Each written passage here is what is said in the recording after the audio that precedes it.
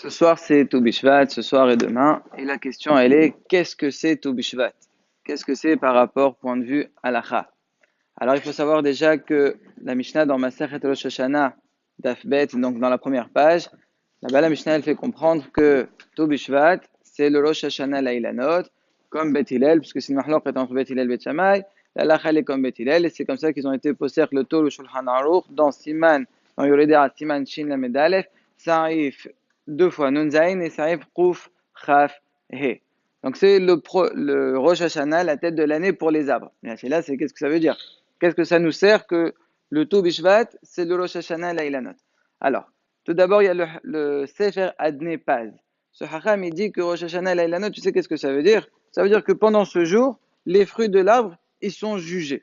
Ils sont jugés comment ils vont pousser pour l'année à venir. Mais le on va dire Yosef dans Hazan, on va dire celui de tout Bishvat et Brachot, c'est le même.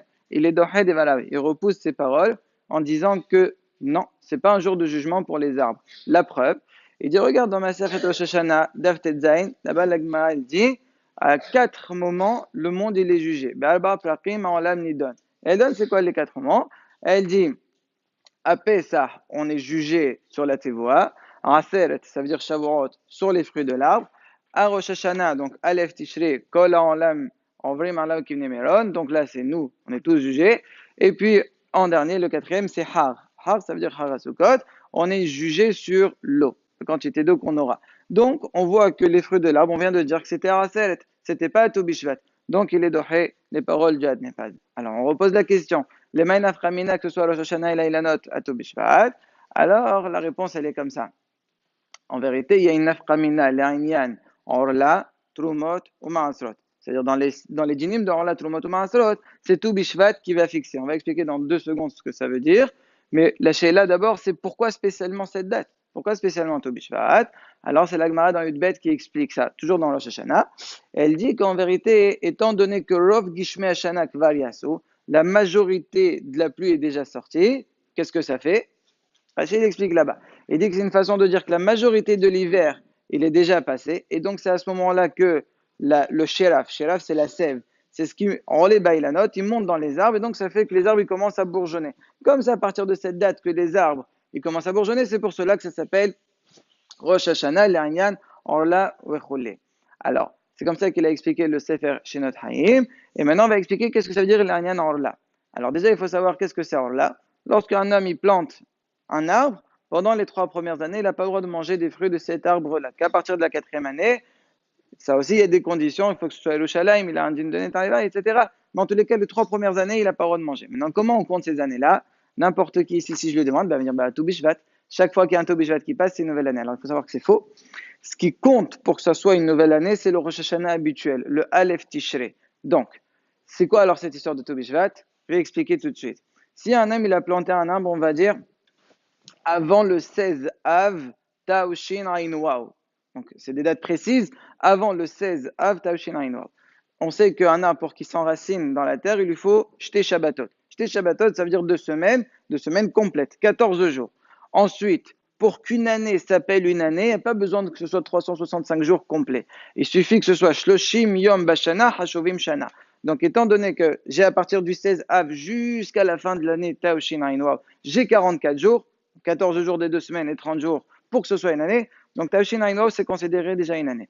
Taushin Ain Zain, entière, ça fait deuxième. Taushin Ain Het, troisième.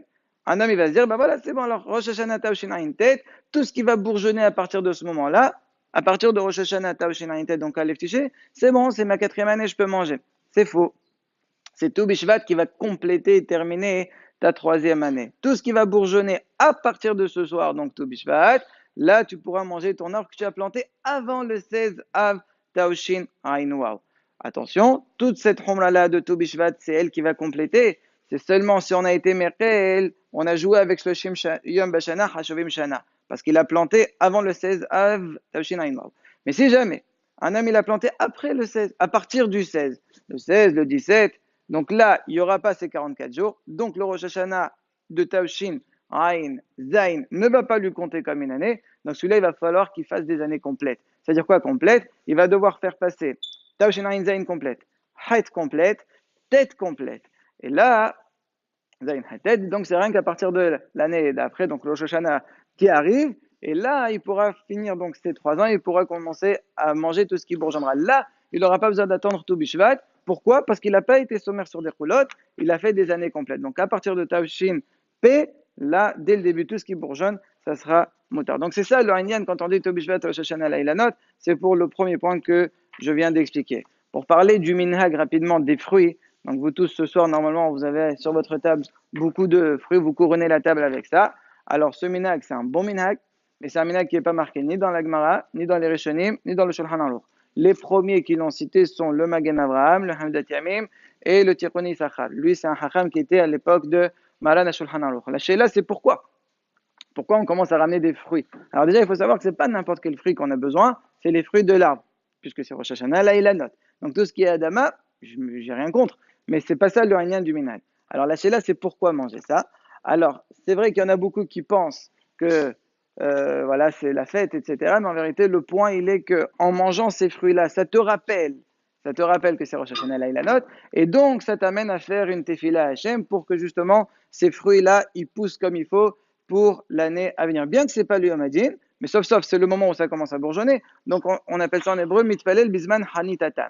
Au moment de son bourgeon, c'est à ce moment-là où il est mitpalel alem. Alors, il faut savoir qu'il faut faire attention au siman et les shudalef. J'imagine que vous le connaissez bien.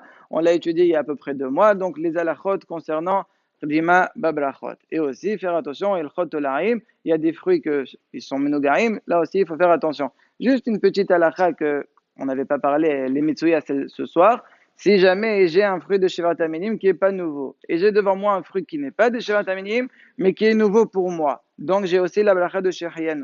Qu'est-ce qu'on dit? Qu'est-ce qu'on fait? Est-ce qu'on commence le dinim regilim, donc je commence par ma date, si c'est Shivat Aminim par exemple, par rapport à l'autre, ou bien sinon le fait qu'il y ait Shechian, c'est mieux de faire Shechian.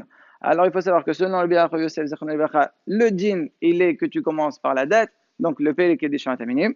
Par contre, selon son père dans Hazan Anvadia, celui de Brachot, dans la page Jere Shain Dalet, là-bas il ramène les Shulot Ushua d'un Hacham qui s'appelle l'élève Avraham Weinfeld.